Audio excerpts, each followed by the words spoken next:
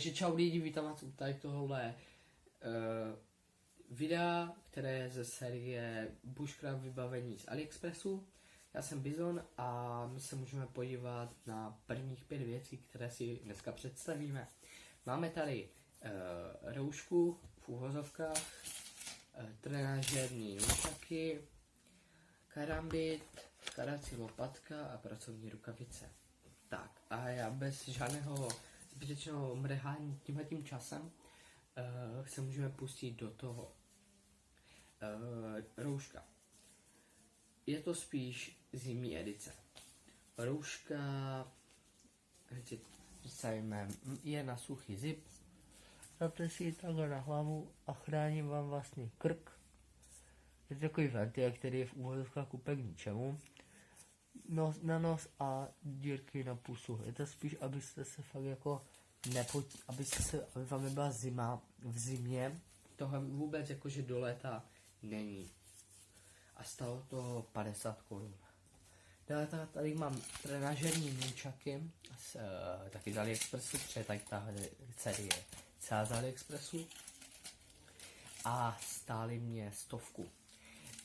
Co bych vytkl je, že jsou na to, kolik stály, jsou trošku jakože v nedobré kvalitě.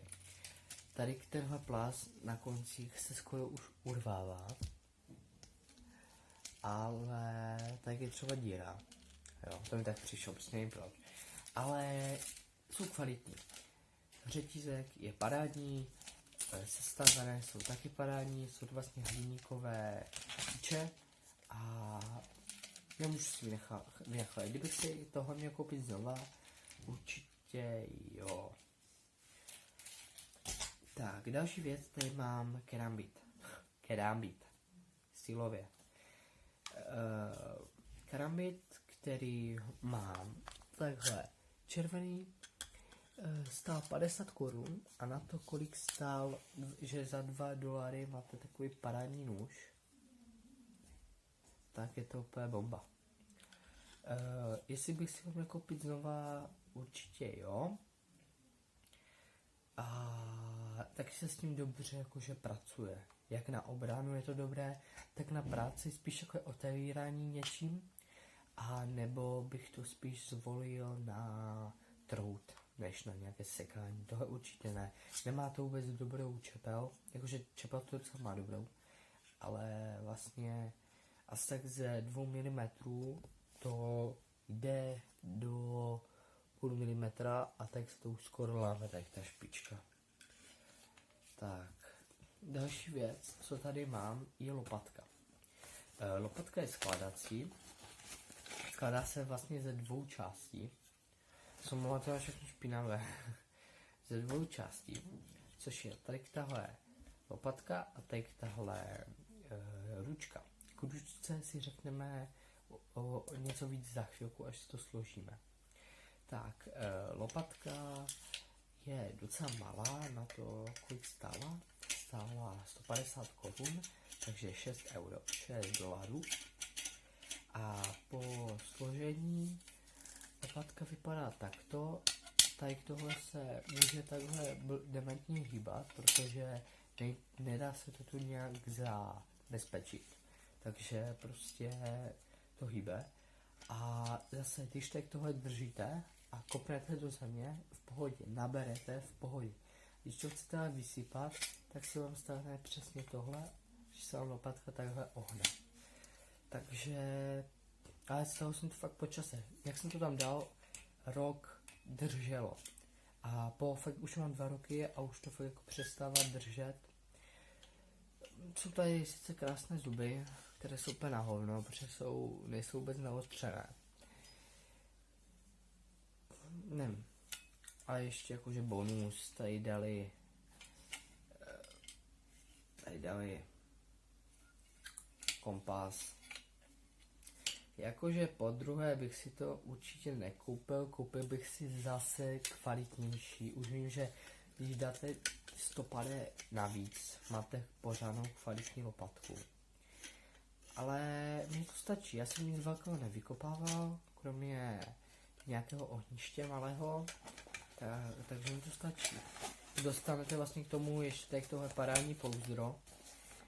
No a to stačí prostě. Kdybych měl kdybych měl stavět nějaké větší přístřešky, tak určitě potřebuji nějakou lepší lopatku, než je tak tenhle prcek. Tak a poslední věc je tady tyhle pracovní rukavice. Jsou v takovém vzoru, i když to ani nedá dát vzor 95, ale takový puntíkatý vzor 95, stály, myslím si, že už $2, už ani nevím, kolik stály. Jsou tady na suchý zip, to je strašně špinavé, protože my jsme minule kopali zákop. No a jsou už hodně potrhané, ale za tu práci, kterou dostali, fakt jako palec nahoru, protože tyhle rukavice, co obdrželi za tu práci, za ty 3 roky, co mám, neskutečnou práci. Dělám s nima všechno a ty rukavice furt držej, i když tady už na pár místech jsou díry, ale furt držej. Měl jsem je na 2 táborech, měl jsem je na 2 soustředění a furt držej. Udělal jsem si tady tohle pouzdro na ně, ale prostě držej a jsou parádní. A jestli bych si je měl koupit znova na 100%. Za tu cenu jsou fakt bombastické. Tak, a to bylo 3. video.